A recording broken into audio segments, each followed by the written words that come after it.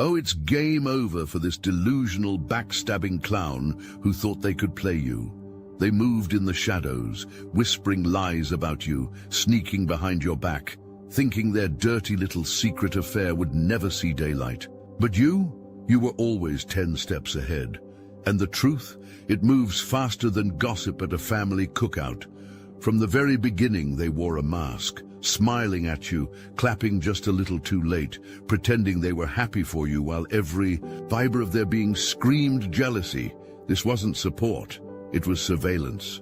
They weren't cheering you on, they were studying you, dissecting every win, every glow-up, every effortless way you drew people in. They didn't just want what you had, they wanted to be you.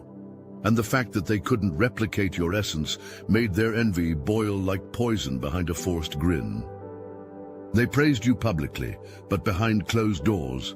They called you lucky, they downplayed your work ethic, questioned your worth, and tried to rewrite your narrative with whispers of shade masked as concern. And the sick part, they thought they were clever.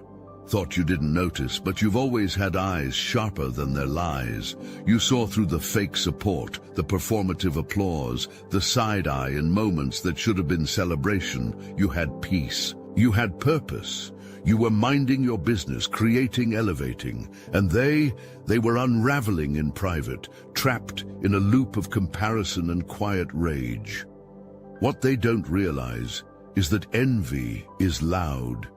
It leaks through tone, through timing, through that awkward silence after you share good news.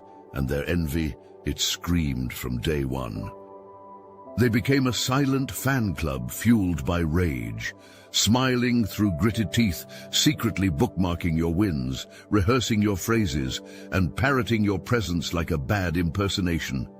They weren't inspired, they were trying to absorb you. They copied your style, your energy, your blueprint down to the breath. But spiritual DNA isn't transferable. You can't steal anointing. You can't fake alignment. You can wear the outfit, but you'll never walk in the calling. And that reality drove them to madness. They started hoping you'd fall, that something would break you, humble you, silence you, not because you hurt them, but because your excellence bruised their ego. They didn't want the spotlight, they wanted your spotlight. And when they realized they couldn't take it, they tried to dim it. The obsession rotted into a quiet war, fought through backhanded comments, slick posts, fake alliances, and whispered lies designed to chip away at your reputation. But truth doesn't bend for clowns, and lies don't age well under light. What started as envy turned into identity theft. And what they couldn't admit is that they lost themselves trying to be a version of you that even you outgrew. That's why they're crumbling now. That's why the same traits they tried to mimic are now reminders of their failure. They weren't chasing influence. They were trying to erase themselves and wear your spirit like a costume. And now they hate themselves more than they ever hated you. Because no matter how hard they tried to twist your image into their own, they couldn't unsee who they really are, a shadow chasing light, a replica with no soul, a mimicry act exposed. By the one they tried to become, you never had to compete. They were always their own undoing. They never hated you. They hated what you triggered in them. You were the walking, breathing embodiment of everything they pretended didn't exist. Healing, purpose, clarity, alignment. You moved with intention. While they fumbled through chaos masked as confidence, your growth was a spotlight that exposed every corner of their stagnancy. You didn't just walk in truth. You were the proof that transformation was possible. And that's what made them sick.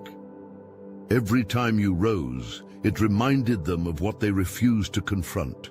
Your elevation didn't offend them because of arrogance. It offended them because it made their excuses impossible to believe.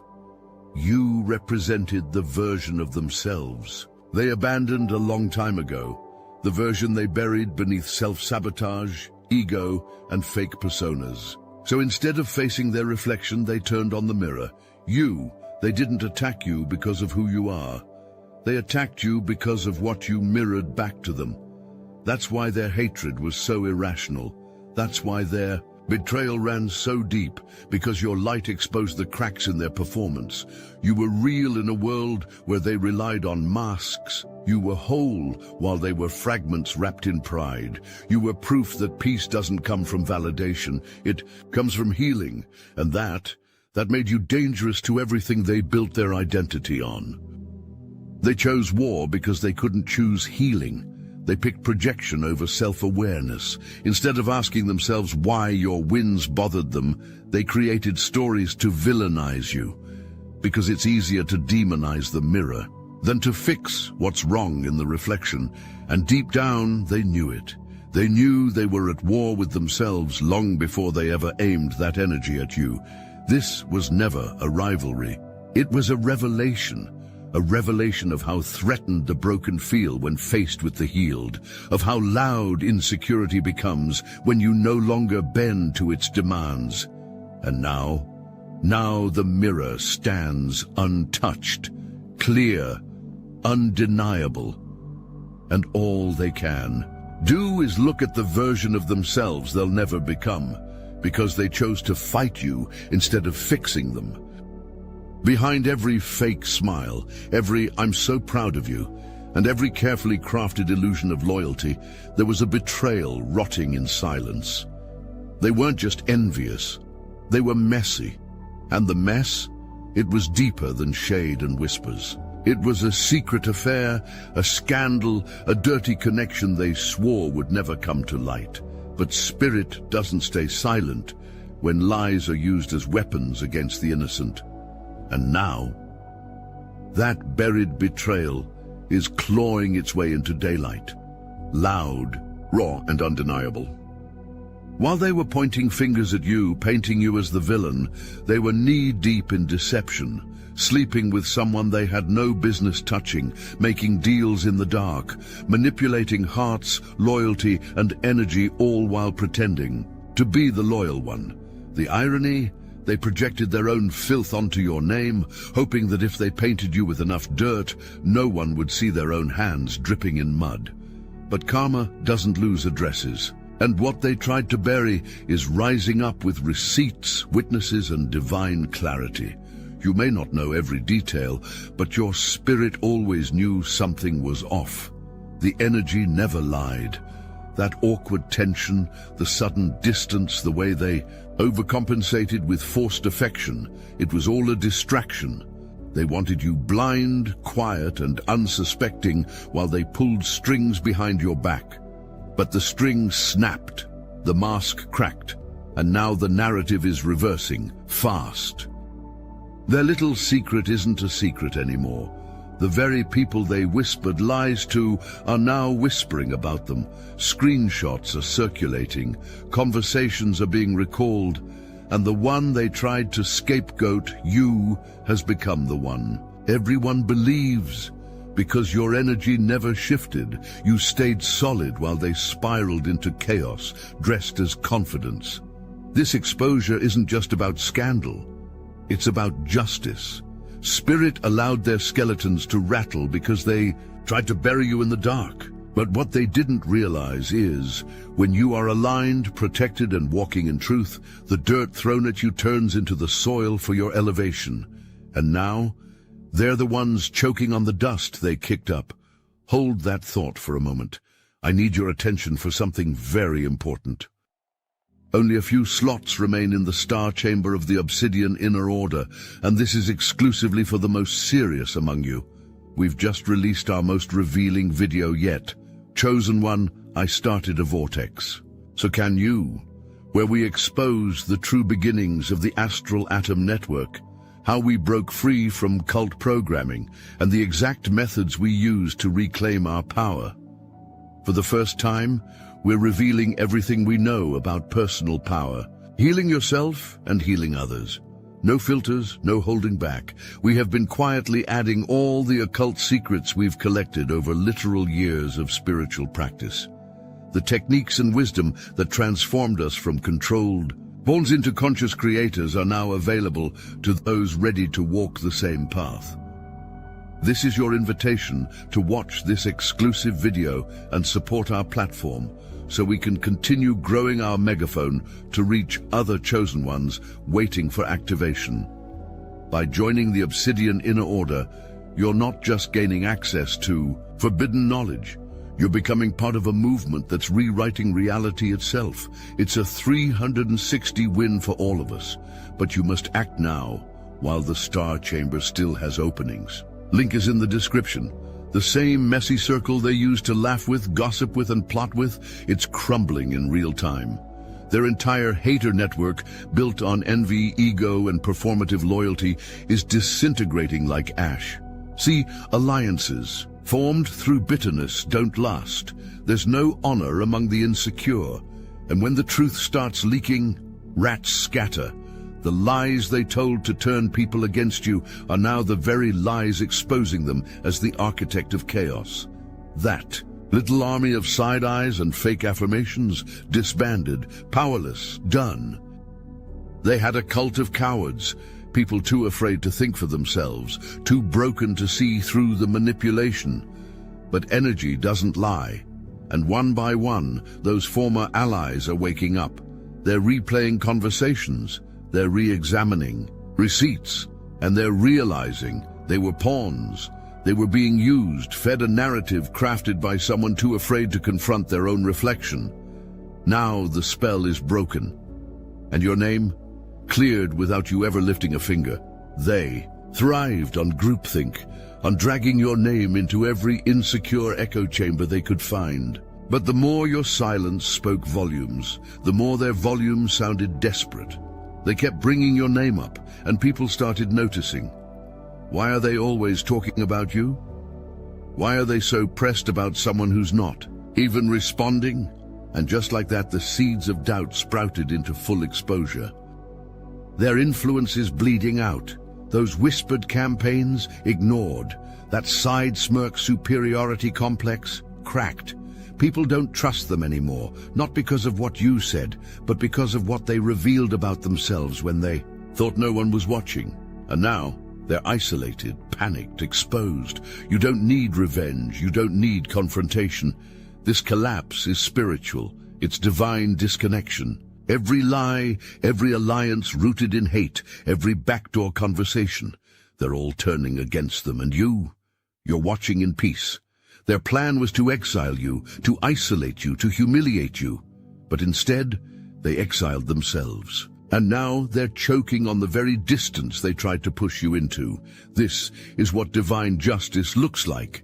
Elegant, effortless, and absolutely undeniable.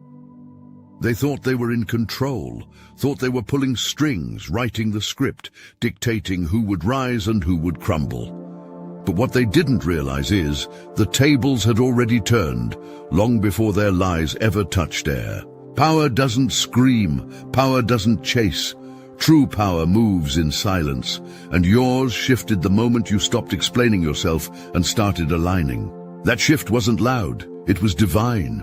And now, they're living in the aftermath of a storm they never saw coming. Their only real strength was access to you. That was their plug. That was their illusion of influence. But the second you detached, cut the cord, reclaimed your peace. They started glitching. You were the life force. You were the energy source. Without you in the room, their relevance dimmed. Their power wasn't internal, it was borrowed.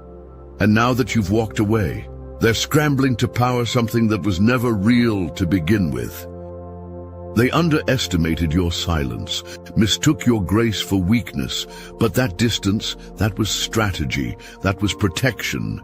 You didn't fall back because you were afraid. You fell back because their spirit couldn't sit at your table anymore. And now they're starving at the one they built with bitterness, trying to recreate the glow they once fed off from you. But the thing about spiritual tables, you don't get a second invitation once your energy's been revealed. They feel it now, the shift, the reversal, the same spotlight they tried to steal has turned on them, and they're exposed in it. No backup, no audience, no applause, just the cold truth of who they are when you're no longer there to elevate their presence. What haunts them now isn't just the loss of control, it's the reality that you're not coming back. No more second chances, no more silent suffering, no more pretending not to notice. This is your season of no return, and while they spiral, you're soaring. While they plot, you're protected. While they obsess, you're elevated. The power they clung to was never theirs. It was yours all along. And now that you've reclaimed it, there's no going back. Now they're spiraling, gripped by a fear they can't mask anymore. Panic has replaced the fake calm. They're not sleeping, not eating. Every vibration of their phone feels like another receipt surfacing. They're checking who viewed their stories, obsessing over who's still on their side, rehearsing damage control speeches that no one's buying. The walls are closing in and they know it. Every lie they ever told is unraveling, thread by thread, publicly. They thought they were playing chess, but they've been chasing ghosts in a game they never understood. Paranoia has set in. They're whispering to people they once manipulated, begging for silence, throwing others under the bus. But nothing is working. That performance mask, it's slipping, that curated confidence, cracked. This isn't just embarrassment, it's a karmic takedown. And it's only just begun. They feel it. That slow, sick realization that you were never the problem. They were.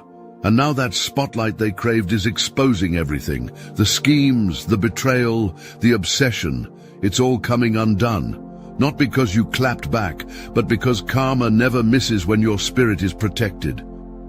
They thought silence meant weakness, but your stillness was strategy. And now they're the ones fumbling, desperate, terrified, running from consequences they set in motion. This is what happens when you make an enemy out of someone who was only ever divinely aligned. The storm isn't coming, it's already here, and they're standing dead center in the eye of it. You didn't scream, you didn't rant, you didn't expose them, because you never needed to.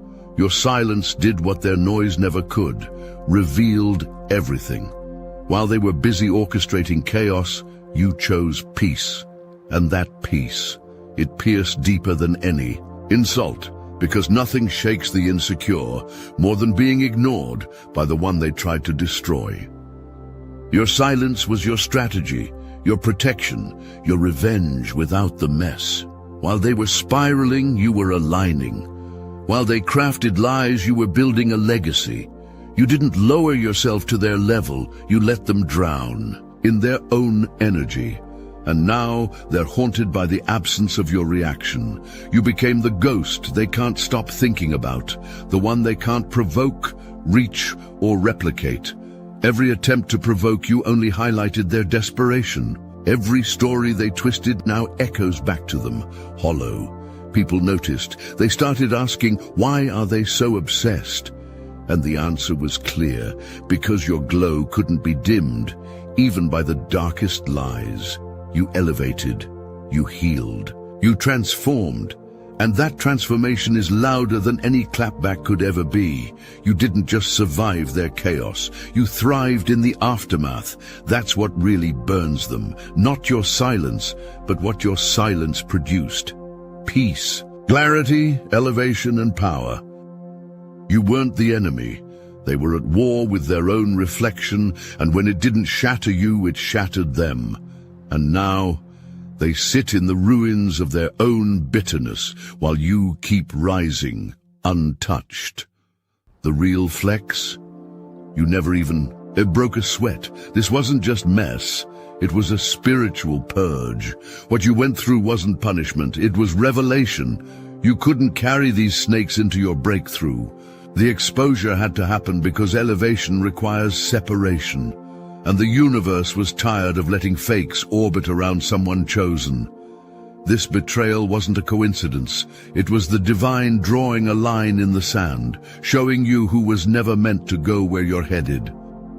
They were never real. They were assigned to drain, distract, and delay you. But instead of breaking you, they activated something greater. Their betrayal forced your clarity. Their lies sharpened your discernment. Their chaos made your peace sacred. You saw the truth. Not because they slipped, but because God removed the veil. You were always protected. That exposure wasn't punishment, it was protection. You didn't need closure. You needed clarity. And that's what this season gave you. Loud, undeniable clarity. No more pretending they had your back. No more silencing your intuition. No more gaslighting yourself into keeping the peace. Now, the peace is yours because the parasites have been removed. Your circle is tighter, your spirit is lighter, and your future is brighter. They weren't just a threat to your peace, they were a threat to your purpose. That's why the truth had to come out, so you could finally stop questioning yourself and start walking fully in your power. This was your spiritual house cleaning. It wasn't personal, it was necessary. The exposure wasn't for revenge, it was for revelation. And now that you see it, you'll never unsee it. And you'll never let that kind of energy near you again. The mess is cleared, the air is pure, and your next level is already waiting.